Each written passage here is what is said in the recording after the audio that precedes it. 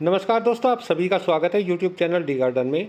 तो दोस्तों, इस वीडियो में आज हम बात करने वाले हैं देश भर के मौसम की कि देश के किन किन राज्यों में आने वाले दिनों में बारिश होने की संभावनाएं रहेंगी और किन राज्यों में बारिश होने की संभावनाएं नहीं रहेंगी। तो जैसा कि आप सभी जानते हैं, उत्तर भारत में पिछले कई दिनों से मानसून कमज़ोर बना हुआ था, लेकिन फिर भी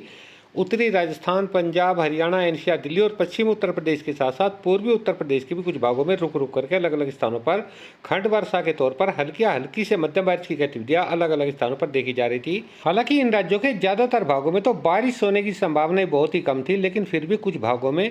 रुक रुक करके अलग अलग स्थानों पर खंड वर्षा के तौर पर हल्की मध्यम बारिश की गतिविधियां देखने को मिल रही थी। और आने वाले 2-3 दिनों की बात करें तो देखिए, उत्तरी राजस्थान, पंजाब, हरियाणा, एनसीआर, दिल्ली, ये वे सभी राज्य हैं जिनमें आने वाले 2-3 दिनों के दौरान ज़्यादातर भागों में तो बारिश होने की संभावना नहीं के बराबर रहेंगी। लेकिन फिर भी आने वाले 2-3 दिनों के दौरान मध्य उत्तरी राजस्थान, पंजाब, हरियाणा, एनसीआर, दिल्ली, इन सभी राज्यों के कुछ भागों में अगर खंड वर्षा के तौर पर हल्की बारिश या इक्का दुक्का स्थान पर रुक रुक करके हल्की से मध्यम बारिश हो जाती है तो बहुत ही अच्छी और खुशी की बात है। लेकिन ज़्यादातर भागों में इन राज्यों के मौसम साफ है, शुष्क बना रहेगा। लेकिन हरियाणा और पंजाब के जो उत्तरी भाग है, यानी कि जो पहाड़ी राज्यों से सटे हुए हैं, उनमें आने वाले 2-3 दिनों के दौरान भी रुक रुक करके अलग अलग स्थानों पर हल्की या हल्की से मध्यम बारिश होने की संभावना बन रहेंगे। हालांकि उत्तर प्रदेश की बात करें तो देखिए, कल से उत्तर प्रदेश में बारिश होने की संभावनाएं थोड़ी सी बनती हुई या बढ़ती हुई नजर आ रही है।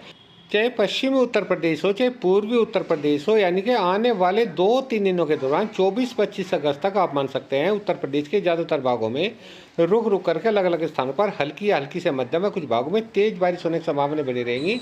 हालांकि इन सब के अलावा भी बंगाल की खाड़ी में इस समय एक वेदर सिस्टम बन चुका है। हालांकि इस समय तो देखिए एक सर्कुलेशन के तौर पर बना हुआ है, लेकिन अगले 24 से 48 घंटों के दौरान जैसे धीरे धीरे आगे को बढ़वार करते झारखंड के ऊपर पहुंचेगा तो यहाँ तक पहुंचते पहुंचते यह एक लो प्रेशर सिस्टम में बदल जाएगा, क्योंकि इसे कुछ अन्य वेदर ऐप सपोर्ट करना शुरू कर देंगे। इसलिए झारखंड तक पहुंचते पहुंचते लो प्रेशर सिस्टम में बदल जाएगा, यानी कि एक स्ट्रॉन्ग वेदर सिस्टम बन जाएगा।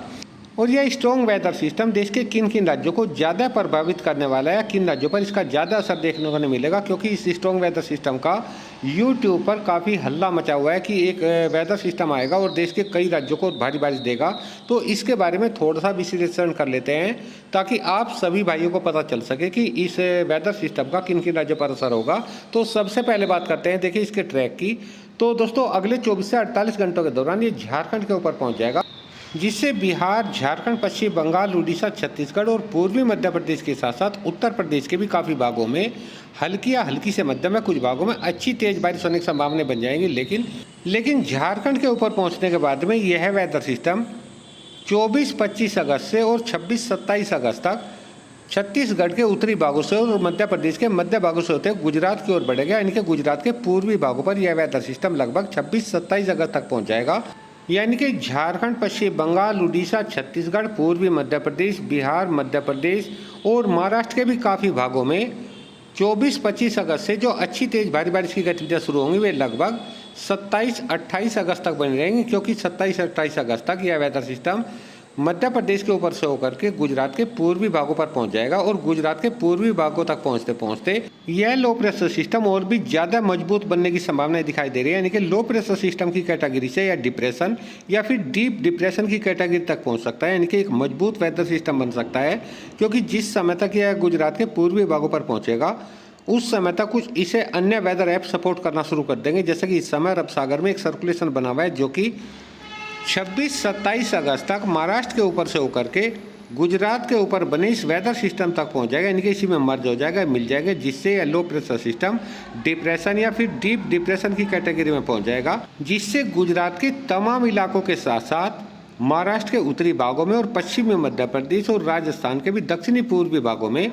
26-27 अगस्त से 28-29 अगस्त तक तेज भारी मूसलाधार बारिश होने की संभावना ज्यादातर इलाकों में बनी रहेगी। यानी कि दोस्तों, इस लो प्रेशर सिस्टम की वजह से देखिए मध्य राज्यों पर अच्छी भारी बारिश होने वाली है। चाहे राजस्थान के दक्षिणी पूर्वी भाग हो, चाहे मध्य प्रदेश हो, चाहे महाराष्ट्र के ज़्यादातर भाग हो, चाहे फिर विदर्भ हो, मराठवाड़ा हो, तेलंगाना हो, छत्तीसगढ़ हो, या फिर झारखंड, पश्चिम बंगाल, उड़ीसा, छत्तीसगढ़ हो, या इसके अलावा बिहार या पूर्वी उत्तर प्रदेश हो, इन सभी राज्यों के ज़्यादातर भागों में अच्छी तेज भारी बारिश होने की संभावना बन रहेगी।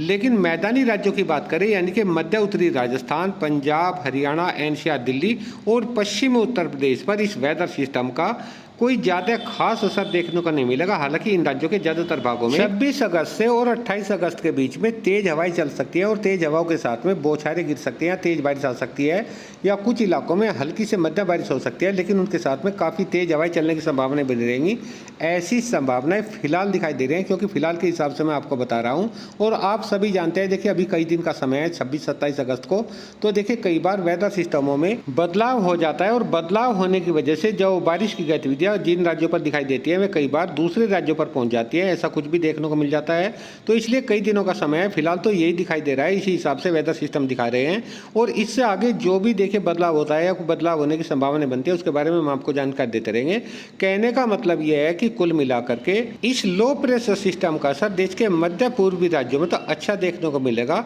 यानी कि उत्तर प्रदेश से लगा करके बिहार, झारखंड, पश्चिम बंगाल, उड़ीसा, छत्तीसगढ़, मध्य प्रदेश, महाराष्ट्र, मराठवाड़ा, विदर्भ, तेलंगाना, इन सभी राज्यों के ज़्यादातर भागों में एक बार फिर से अच्छी बारिश होने की संभावनाएं बन जाएंगी। लेकिन देश के मैदानी राज्यों में इस वेदर सिस्टम का कोई खास ज़्यादा असर देखने को नहीं मिलेगा, चाहे राजस्थान के उत्तरी भाग हो,